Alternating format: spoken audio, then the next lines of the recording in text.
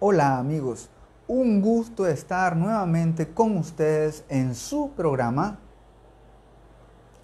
El Esplendor de la Verdad. Pues bien, estamos siempre con esta miniserie sobre los dogmas marianos. Ya hemos hablado sobre los dos primeros dogmas, el dogma de la maternidad divina, también el dogma de la virginidad perpetua, y hoy hablaremos de la Inmaculada Concepción. La Inmaculada Concepción es muy conocido en nuestro país, Nicaragua, porque aquí somos muy devotos de la Inmaculada Concepción. Es nuestra patrona, la patrona de Nicaragua. Y es uno de los dogmas que ha tenido, por así decirlo, mayor cantidad de oposición. Sí. Entonces, hoy vamos a hablar un poco, ¿no?, del fundamento bíblico, qué dicen los padres de la iglesia, qué dice el magisterio y sobre todo, ¿no?, qué dice el pueblo de Dios al respecto de esta verdad de fe. Y María fue concebida de forma inmaculada. A este respecto, el Papa Benedicto XVI, el Papa Emérito Benedicto XVI, dice que María no solo no cometió pecado alguno, sino que quedó preservada incluso de esa común herencia del género humano, que es la culpa, el pecado original, a causa de la misión a la que Dios la habría destinado desde siempre, el ser la madre del Redentor. Con solamente eso no hay motivos más, ¿verdad?, para que nosotros no creamos esta verdad de fe. Pero vamos a explicar un poco. La concepción. ¿Qué es la concepción? Bueno, todos los seres humanos, antes de nacer, hemos sido concebidos. Este es el proceso biológico, ¿no? En el momento en el cual el espermatozoide, el óvulo, se unen. Bueno, esto es biología, ¿no?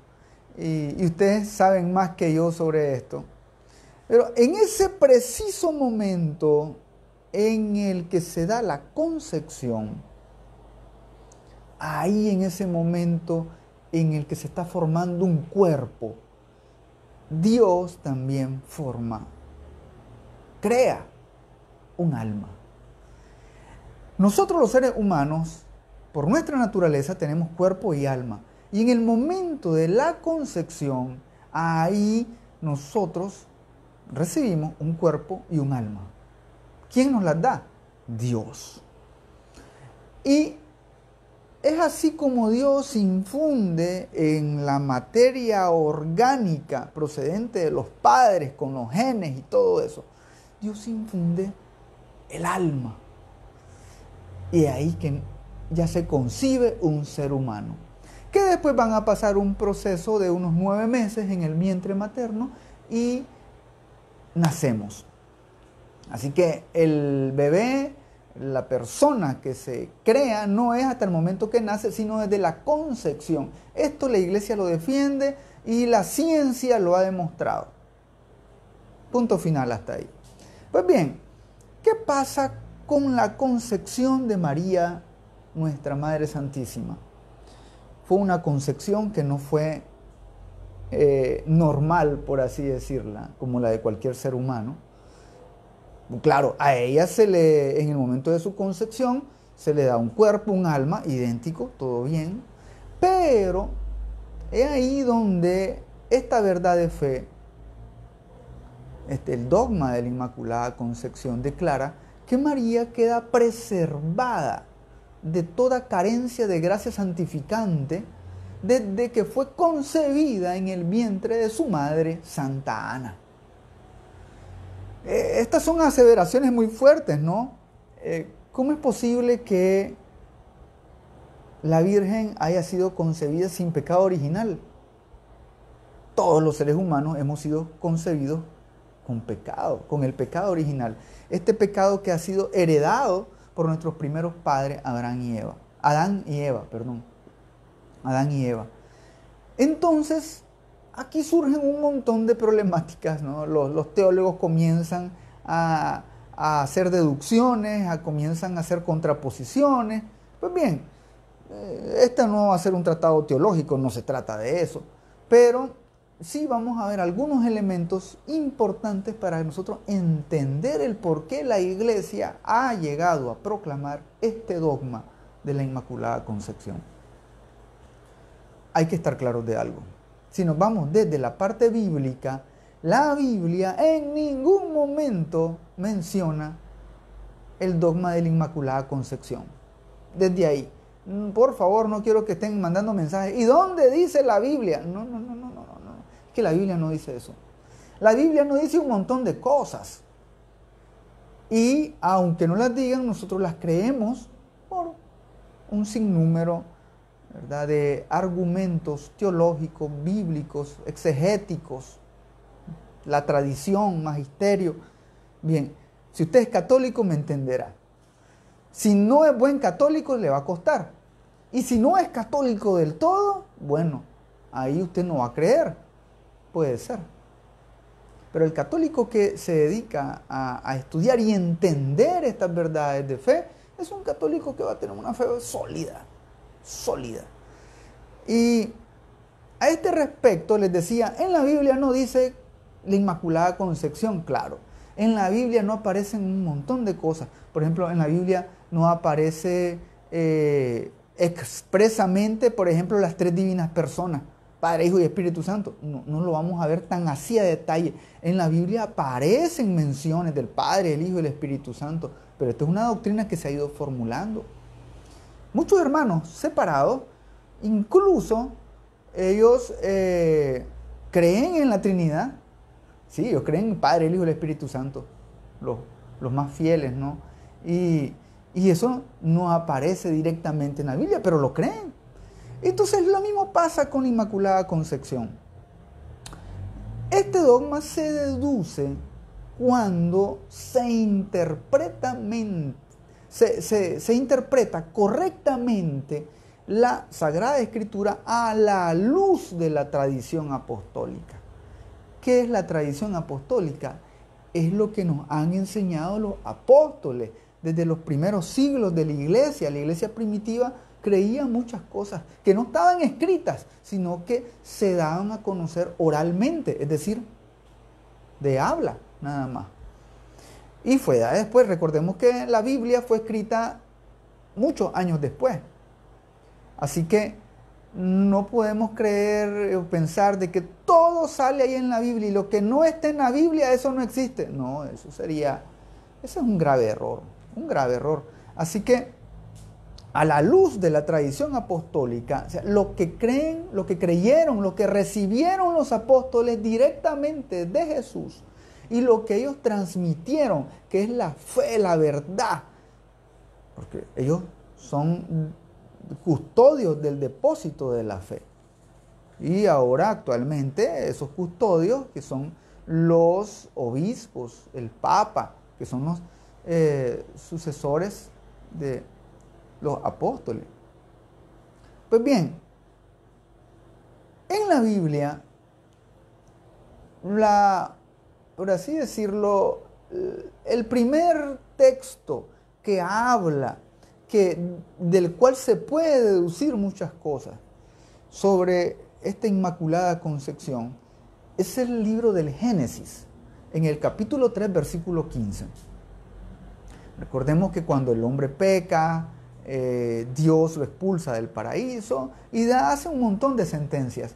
Cualquiera diría, bueno, Adán y Eva pecaron, perdieron la gracia de Dios, así que, bueno, hay que hacer otros dos nuevos. No funciona así con Dios. Dios quiere rescatar al hombre, a la mujer que han pecado.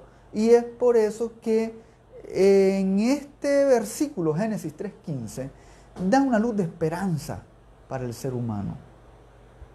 Dice así: pondré enemistad entre ti y la mujer, le está hablando a la serpiente, y entre tu linaje y su linaje. Él te pisará la cabeza mientras acechas tú su calcañar. Palabra de Dios, te alabamos, Señor. Estoy utilizando una versión, la versión de la Biblia de Jerusalén de los años 60. Por eso van a ver algunos términos no muy comunes. Pues bien, lo que dice ahí es que Dios le está diciendo a la serpiente, sentencia a la serpiente, sabemos que es el demonio, que indujo, ¿no?, a caer en la tentación al hombre y la mujer. Y le dice el Señor, pondré enemistad entre vos y la mujer. ¿Por qué entre el demonio y la mujer? ¿A qué mujer se está refiriendo? ¿A Eva? No, Eva perdió la gracia. Eva está siendo expulsada del paraíso. No puede ser Eva, tiene que ser otra mujer. ¿Quién es esa mujer de la que va a estar enemistado el demonio? Y le dice, va a haber enemistad entre su linaje y tu linaje. Es decir, la descendencia de esa mujer, va a haber enemistad. ¿Y quién es esa mujer que tiene un descendiente que va a estar en enemistad con el demonio? Y además le dice, él te pisará la cabeza mientras tú herirás su talón. ¿Quién es este que pisa la cabeza del demonio, que lo vence? Si no es Jesucristo. Entonces esta mujer de la que desciende Cristo es María. Pues bien, claro, esto tiene que ser, les repito, a la luz de muchos estudios bíblicos. Y hay otro texto, ya nos vamos a ir al Nuevo Testamento, el Evangelio de según San Lucas, capítulo 1, versículo 28, donde el ángel Gabriel, enviado por Dios, le dice a la Santísima Virgen María, Lucas 1, 28, alégrate, llena de gracia, el Señor está contigo. Palabra del Señor, gloria a ti, Señor Jesús.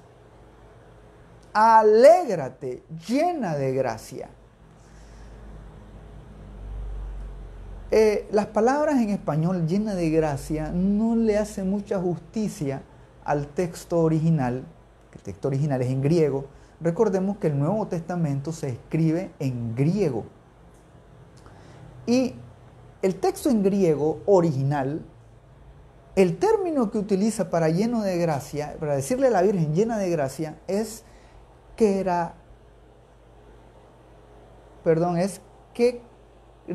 kekaritomene.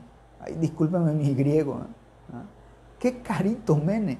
Eso significa una singular, si se traduce bien, significa una singular abundancia de gracia.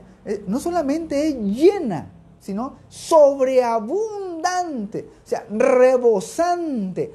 En términos más populares, vulgares, diríamos que se rebalsa de gracia. La Virgen no es solamente la llena, que se llenó, ya no, es la que exuberantemente se desborda de gracia. O sea, le sobra la gracia a la Virgen María. Eso es lo que dice el texto original en griego. Es un estado sobrenatural del alma con Dios. No existe otra persona, ser humano, donde la Biblia le hable así de el kekaritomene, sobreabundante de gracia. No existe, no hay otro. Van a haber profetas enviados de Dios, hombres muy santos, mujeres muy santas, pero ninguno. La Biblia se refiere con esa expresión, la desbordada de gracia. Solamente se refiere a la Virgen Santísima.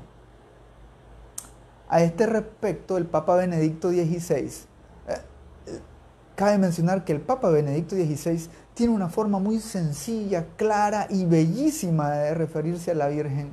Es exquisito escuchar o leer un texto que hable sobre la Virgen del Papa Benedicto XVI.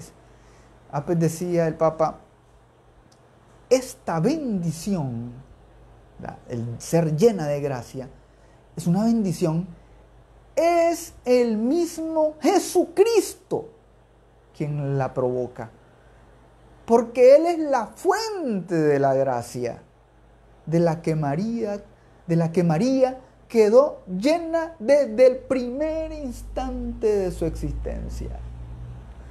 ¿Ve qué belleza esto? Esa desborde de gracia, quien se lo da a la Virgen es el mismo Cristo, no es otro.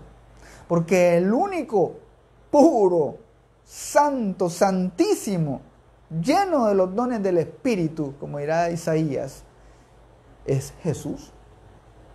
Por lo tanto, Él es el causante de que su madre, la Virgen, sea también desbordada de gracia, la llena de gracia, la que nosotros le decimos la pulcra, la inmaculada, la santa, la pura, la Virgen María. Y también Benedicto XVI, en la encíclica Deus Caritas Dios es amor, en el número 12, dice, llena de gracia, en el original, que caritomene, es el nombre más bello de María.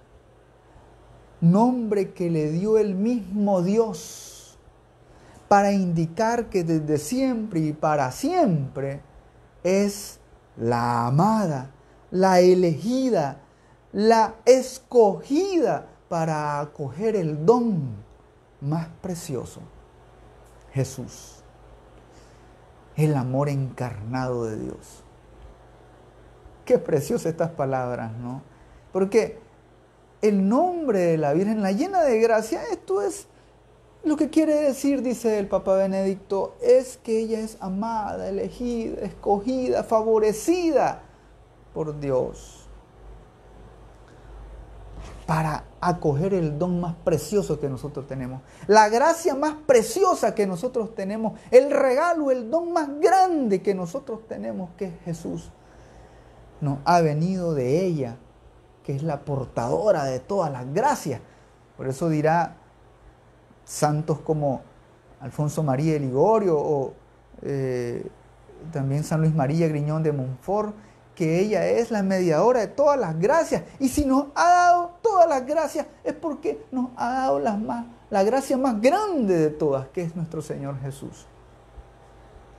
Pero bien, vámonos al final. Estoy tomando textos del Antiguo, el Nuevo, y vamos a ir al final de la Biblia, al Apocalipsis. En el Apocalipsis, que es el libro de las revelaciones, eso significa Apocalipsis, revelación. Algunos dicen Apocalipsis, da miedo. No. Apocalipsis significa revelación. Entonces, este libro, en el capítulo 12, versículo 1, habla sobre una mujer vestida de sol, con la luna bajo sus pies, 2 estrellas sobre su cabeza. Este texto es bellísimo.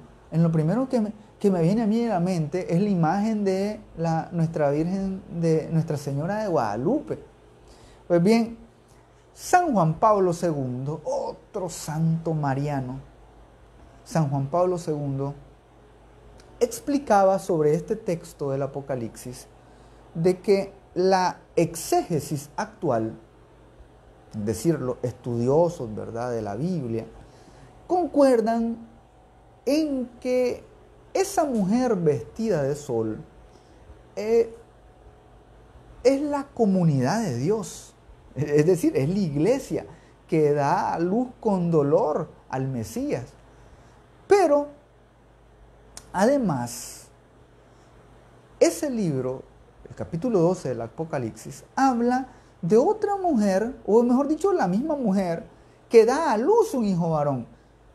Dice en el Apocalipsis capítulo 12, versículo 5, la mujer dio a luz un hijo varón, el que ha de regir a todas las naciones con cetro de hierro. Palabra de Dios, te alabamos, Señor. ¿Por qué esta mujer no puede ser la primera mujer que se refiere? Muchos dicen que sí, otros dicen que no, pero hay que hacer una distinción. Mientras la mujer vestida de sol, los exégetas dicen que es la iglesia, esta mujer que da a luz no puede ser la iglesia, porque la iglesia no da a luz a Jesús. Estos son algunos argumentos teológicos, ¿no? Pero recordemos que la iglesia nace, dice el Papa Benedicto XVI, la iglesia nace del costado abierto de Cristo. Es decir, que la iglesia nace de Cristo. No es al revés, que Jesús, nuestro Señor Jesucristo, nace de la iglesia. No.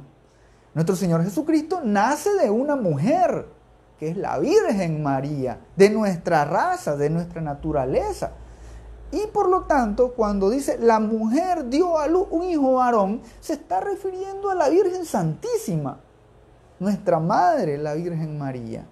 Este que ha de regir a todas las naciones con cetro de hierro, ese es Jesús.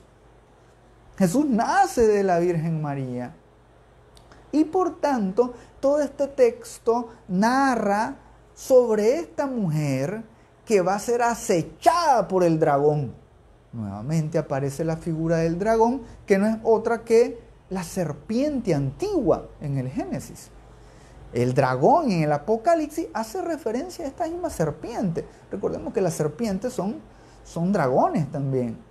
En la mitología, el dragón es una serpiente, nada más que es mucho más grande, más terrorífica. Pero bien, lo que caracteriza a este texto es que hay una mujer y que está embarazada, va a dar a luz. Dice el Apocalipsis 12, versículo 2. La mujer está encinta y grita con dolores del parto y con el tormento de dar a luz. Palabra de Dios, te alabamos, Señor. Esta es una mujer que sufre porque va a dar a luz. Dice que sufre tormentos y es acechada por el mal, por esta serpiente antigua, por el dragón. Pues bien, esta observación, dice el Papa San Juan Pablo II, remite a la Madre de Jesús que está al pie de la cruz en el Evangelio según San Juan, capítulo 19, versículo 25. Ella estuvo al pie de la cruz y además participa con el alma traspasada por la espada, que dirá Lucas 2:35. Y es por eso que ella sufre, por eso es que ella está unida, el corazón de la Virgen está unido al corazón de Jesús. Por eso es que existe la devoción al Inmaculado Corazón de María, el Sagrado Corazón de Jesús, porque esos dos corazones están tan íntimamente unidos, dice San Juan Pablo II. Esa es la comunión de los corazones. Y ahí entonces cuando esa relación que hay madre e hijo es una relación impenetrable, profunda, que se une la gracia en ese momento, que desborda, y es así como esta madre bellísima, la Virgen, es dotada con esa capacidad singular de ser siempre pura, inmaculada, sin mancha, desde el principio de su existencia. Pues bien, la Biblia va a darnos muchos elementos. He hablado de 3 textos básicos. Les repito, no es mi intención hacer un tratado exegético en este momento. Solo estoy dando referencias que ustedes puedan tener como base. Y al respecto vamos a también fundamentar con lo que dicen los padres de la iglesia. ¿Quiénes son los padres de la iglesia? Bueno, nuestros hermanos separados no les dan mucho crédito a ellos, pero los padres de la iglesia son los primeros obispos, son los primeros santos, doctores que defendieron a la iglesia en los primeros siglos. Y ellos han defendido a capa y espada a la Virgen Santísima. Y este dogma de la Inmaculada Concepción ha sido defendido por todos los padres de la iglesia más prominentes que ha tenido la iglesia. Ellos la han llamado la segunda Eva, haciendo referencia a 1 Corintios 15:22. Ellos dicen que si es cierto que hubo una mujer, una primera mujer, Eva, una mujer que Dios la crea para que sea la madre de todos los vivientes, pero esta mujer peca. Génesis 3, la caída. Esta mujer peca, a su misma vez hace que el hombre peque, el hombre y la mujer se separan de Dios, son expulsados del paraíso, pierden la gracia original. Entonces, esta mujer, por así decirlo, deja mal visto al género humano, pero esta nueva mujer, que ya se invierte en las letras Eva y ahora va a ser el ave que saluda el arcángel Gabriel, Ave María. Esta mujer es diferentísima a Eva, esta mujer es obediente, es santa, mantiene la gracia en ella. Esta es la Virgen María, es la segunda Eva, dicen los padres de la iglesia. Ella desató el nudo atado y causado por la primera Eva, dicen ellos. ¿Y quiénes dicen sobre esto? Bueno, voy a citar algunos. San Justino, San Irineo, Tertuliano, Cirilo de Jerusalén, todos estos son santos, doctores de la iglesia, padres de la iglesia. Epifanio, Teodotos, Cedulius, San Agustín, un montón de padres de la iglesia que defendían esta verdad de fe. San Agustín se refiere a ella como la absolutamente pura. Así decía San Agustín, se refería a la Virgen. No decía solamente la pura, decía la absolutamente pura. Como diremos nosotros, libra por libra, la más pura. Como dice nuestro canto nicaragüense, después de Dios, solo tú, solo la Virgen. Alguien más santo que Dios no hay, solo después de Dios la Virgen. Así de sencillo. Pues bien, claro está que esta verdad de fe va a tener opositores. Ya en el siglo XIII habían muchas dificultades a todo esto. Habían teólogos que decían cómo es posible, hay problemas, porque si decimos que la Virgen fue inmaculada, entonces hay ahí un problema, porque todos los hombres nacen con pecado original, ¿y cómo va a ser esto? Pues bien, hay argumentos en contra de la Inmaculada Concepción, pero la iglesia los responde. Voy a hablar de dos argumentos, rápido. Primer argumento. La Inmaculada Concepción contradice las enseñanzas de San Pablo. Sí, dicen algunos, los que están opuestos. Dicen, Romanos 3:23. Todos han pecado y están lejos de la presencia de Dios, de la presencia salvadora de Dios. Palabra de Dios, te alabamos, Señor. Entonces algunos dicen, ahí está, San Pablo dice que todos han pecado. Quiere decir que la Virgen también pecó. Este es el argumento. Pues bien, ¿qué dice la iglesia? ¿Qué responde la iglesia? Un momentito. Si tomamos las palabras de San Pablo, todos han pecado. Si nosotros las tomamos en sentido literal, absoluto, entonces Jesús también pecó. ¿Sí? Porque si dice todos, es decir, todos los que tenemos naturaleza humana hemos pecado, entonces Jesús también. Pero si es que Jesús es Dios, un momento, Jesús es Dios, pero tiene también naturaleza humana. Y si Jesús tiene naturaleza humana, entonces Él también fue concebido con pecado original.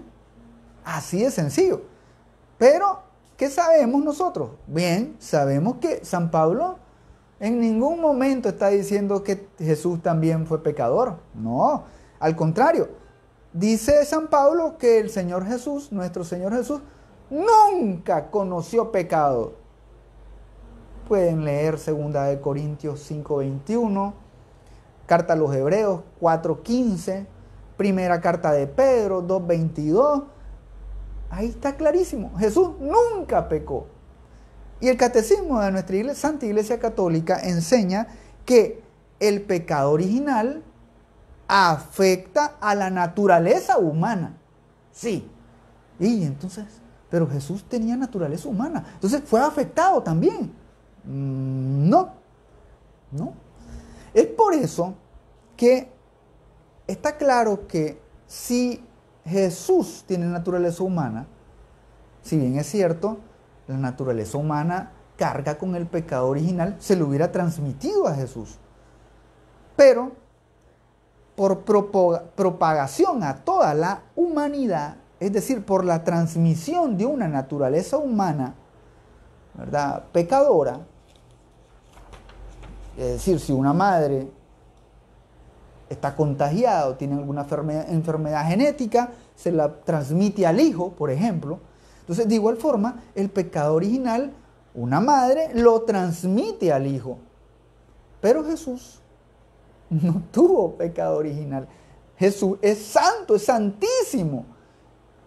Por lo tanto, podemos decir que Jesús tiene potestad para preservar a su madre del pecado, aplicando a ella los méritos de su redención.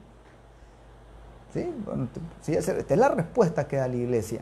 ¿Sí? ¿Cómo iban a hacer en pecado Jesús? No, nada que ver. Bueno, segundo argumento. Los que están en contra del dogma de la Inmaculada Concepción dicen, o dijeron en su momento, aunque todavía siguen diciendo, ¿no? Hay muchos hermanos separados que toman estos mismos argumentos. Y dice, si María se reconoce pecadora y lo hace en la Biblia, entonces ella necesitó ser rescatada por la gracia de Dios y por lo tanto no era inmaculada de su concepción, si ella misma dice que es pecadora. Un momento. ¿Cuál es el texto bíblico que dice que la Virgen pecó? Porque fue, sí, claro, porque ella tuvo que ser rescatada. Sí. Pero, ¿dónde dice en la Biblia que se le diga que la Virgen es pecadora o que ella dijo, yo soy pecadora? En ningún momento. Eso no aparece en la Biblia. Pero los que están en contra del dogma dicen, busquen Lucas 1:47. Vamos a ver, busquemos en la Biblia Lucas 1:47. En esa parte donde la Virgen comienza a decir el Magníficat, dice, mi alma glorifica al Señor, dice Lucas 1:47, y mi espíritu se alegra en Dios mi Salvador. Palabra del Señor. Gloria a ti, Señor Jesús. Si es cierto, la Virgen dice, mi espíritu se alegra en Dios mi Salvador. Si es cierto, la Virgen fue salvada. Ella se declara salvada por Dios. Claro. Eso no está mal. Ella en ningún momento está diciendo que yo pecadora, que Dios me salvó de mi pecado. Ella no dice eso. En ningún momento la Virgen está diciendo eso. Ella fue salvada. Dice, es Dios mi Salvador. Pero, ¿de qué la salvó Dios? Si supuestamente ella nació inmaculada. Pues bien, ¿de qué la salva Dios? La salva del dominio del pecado. Por gracia de Dios, ella es preservada del pecado original. Así de sencillo. Esta es la respuesta. Dios la salvó, preservándola del pecado. En María las gracias de Cristo se aplicaron desde el momento de su concepción.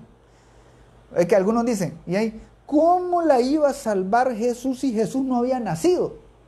Uno comienza a pensar, ¿y quién fue primero, el huevo o la gallina? En este caso, recordemos que, ¿quién fue primero, Jesús o la Virgen? Es que Jesús nació después. No. Dice San Juan que Él existía desde el principio. El principio existía la palabra y la palabra era Dios. El verbo de Dios existía desde la eternidad. Jesús existió primero porque Dios, así de sencillo. Y Él viene entonces, la preserva desde su inmaculada concepción a ella. Así de sencillo.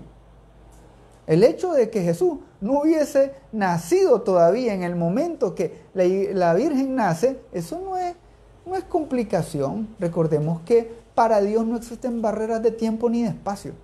Las cosas que Dios las hace en la eternidad. Así de sencillo. Donde no hay ayer, hoy o mañana. Dios vive en un eterno hoy. Y lo que Dios hace, lo hace para siempre. Por lo tanto, aquí hay muchas, lógicamente, dudas. Y los teólogos seguirán contraponiéndose. Y dentro de la iglesia habían muchas órdenes que tenían problemas, sobre todo los agustinianos, los que venían de San Agustín, ¿sí? Tenían muchos problemas con esto, ¿no? Se complicaban la vida. ¿Y cómo es esto posible? Es que no puede ser que la Virgen haya sido preservada intacto, porque esto afectaría el pecado original, y bueno, y un montón de cosas más. Pero tuvo que venir un franciscano, un hombre de Dios, Juan Duns Scoto.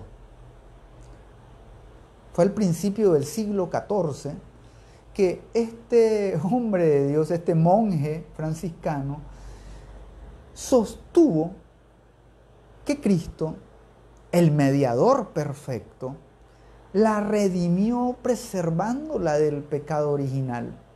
No por liberación del pecado, sino por preservación del pecado, que es muy distinto. Jesús no libera a la Virgen del pecado porque ella no comete pecado nunca, sino que la preserva, es decir, la previene.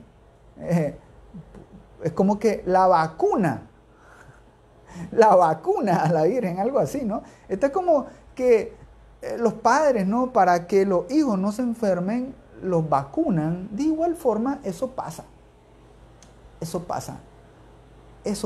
con la Virgen.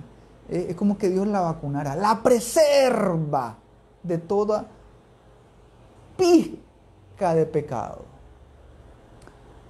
Bueno, un saludo a todos los que nos están viendo en este momento en vivo y a los que van a ver este video posteriormente.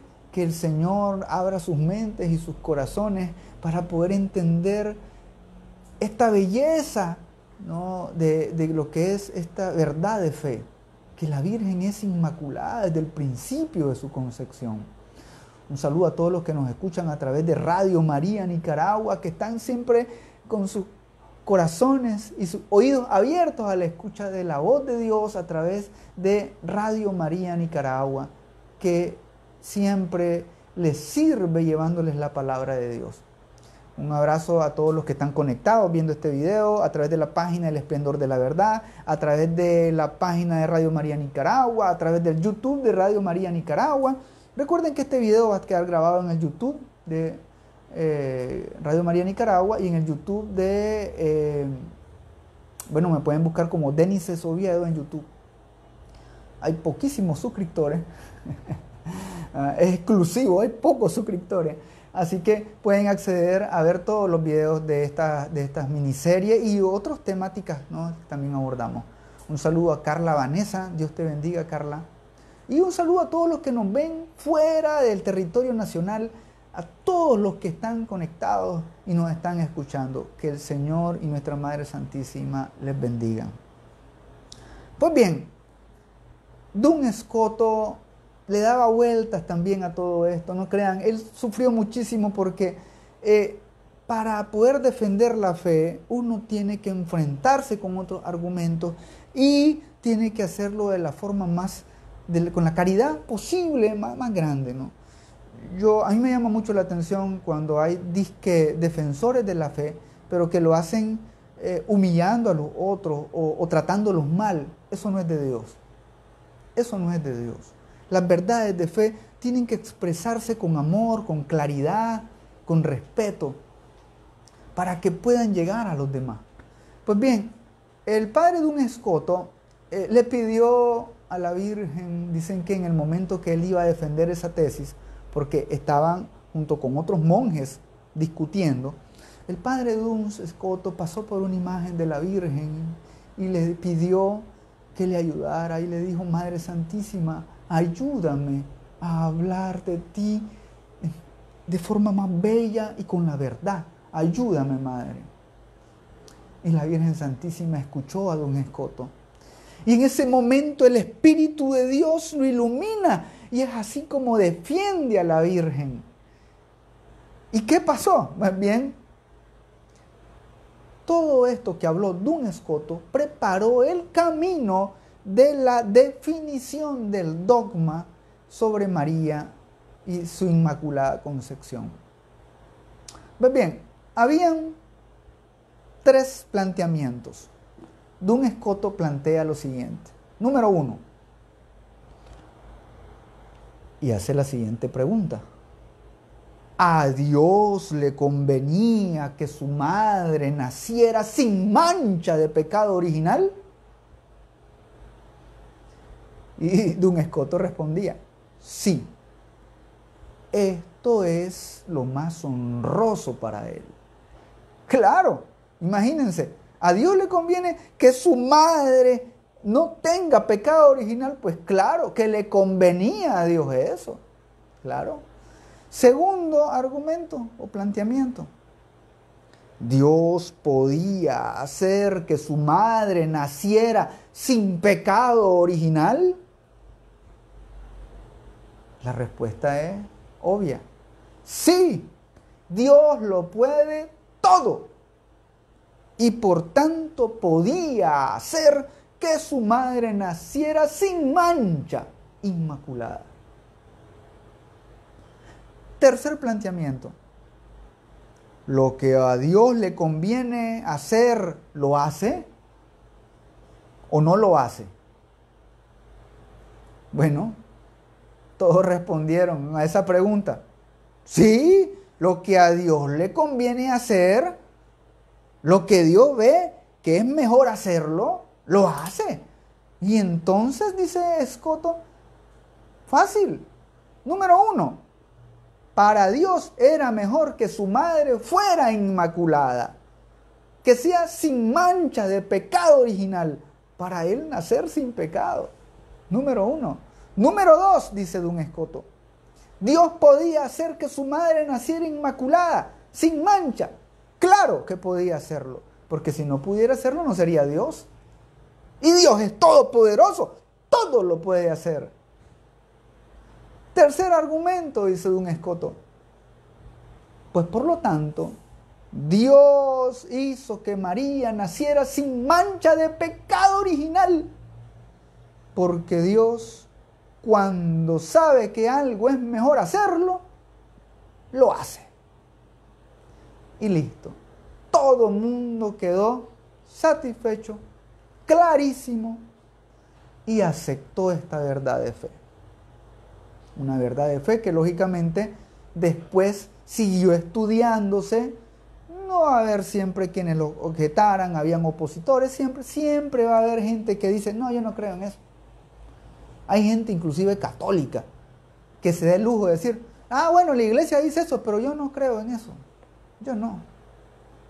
Yo soy católico, yo quiero mucho a Dios, a la Virgen, pero yo no creo eso. Hermano, hay que tener cuidado, porque si usted es católico, usted debe creer toda la fe, la doctrina de la fe de la iglesia. Pero bien, en torno a la idea de Escoto, del monje franciscano don Escoto, entonces se desarrollaron después muchas catequesis. Y en el año 1477, el Papa Sixto IV aprobó en la liturgia una misa de la Concepción, ¿sí?, de la Inmaculada Concepción. Y esta doctrina cada vez fue más aceptada en las escuelas teológicas. Muchas universidades comenzaron a estudiar y a fortalecer esta verdad de fe. Y en el año 1483, casi 4 siglos antes del dogma, que fuera proclamado el dogma, ya se había extendido la fiesta de la Inmaculada Concepción en toda la Iglesia de Occidente. Es decir, que no fue algo nuevo. Es así como en el año 1854, el Papa Pío IX, el 8 de diciembre de 1854, después de tener todos estos argumentos, después de que el pueblo de Dios defendiera este dogma de la Inmaculada Concepción, el Papa Pío IX proclama el dogma. En la bula Ineffabilis Deus, y dice así: declaramos, proclamamos y definimos que la doctrina que sostiene que la Beatísima Virgen María fue preservada inmune de toda mancha de la culpa original en el primer instante de su concepción, por singular gracia y privilegio de Dios omnipotente, en atención a los méritos de Cristo Jesús, el Salvador del género humano, está revelada por Dios y debe ser, por tanto, firme y constantemente creída por todos los fieles. Y listo. Esa fue la proclamación del dogma de la Inmaculada Concepción, 8 de diciembre de 1854. Después vendrá la encíclica del Papa Pío XII en el año 1953. Estamos hablando que son 100 años después como una conmemoración del centenario de la definición del dogma. El Papa Pío XII en el año 1953 proclama la encíclica Fulgens Corona, y en esa encíclica sigue sosteniendo y da gracias a Dios, ¿verdad?, por un siglo después de la proclamación del dogma. Dice: si en un momento determinado la Santísima Virgen María hubiera quedado privada de la gracia divina por haber sido contaminada en su concepción por la mancha hereditaria del pecado, entre ella y la serpiente no habría ya, al menos durante ese periodo de tiempo, por breve que fuera, no habría ya enemistad eterna de la que se habla en la tradición primitiva, hasta la solemne definición de la Inmaculada Concepción, sino más bien cierta servidumbre. ¿Qué quiere decir el Papa Pío XII con esto? Que en ningún momento, por pequeñito que sea, Dios permitió que la Virgen quedara contaminada en su concepción por el pecado original. Porque, como ya decía Don Escoto, Jesús no podía nacer en pecado original. Porque esto dice San Pablo: por la naturaleza humana todos nacemos con el pecado original. ¿Y cómo fue que Jesús no nació con pecado original? Porque su madre no tenía pecado original. ¿Y por qué su madre no tenía pecado original? Porque Jesús le convenía preservarla del pecado original para él no nacer con el pecado original. Por eso es que Jesús es el santo de los santos, el santísimo. Y nuestra Madre Santísima es la santa de la santa, la Santísima Virgen María. Pidámosle a Dios que nos regale el entendimiento, su Santo Espíritu, con los dones del discernimiento, el don de la fe, para comprender estas verdades tan bellas. Y aunque a veces no las entendamos, darle gracias a Dios y creerle a la Iglesia, que es nuestra Madre.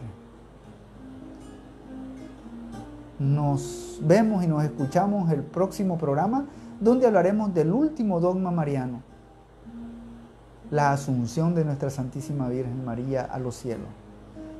Así que por aquí llegamos, hasta aquí llegamos con este programa. Recojámoslo en nuestras mentes y nuestros corazones y amemos cada vez más a nuestra Madre, la Virgen María. Que el Señor les bendiga y que nuestra Madre Santísima siempre les proteja. Y recuerden que conocerán la verdad y les hará libres.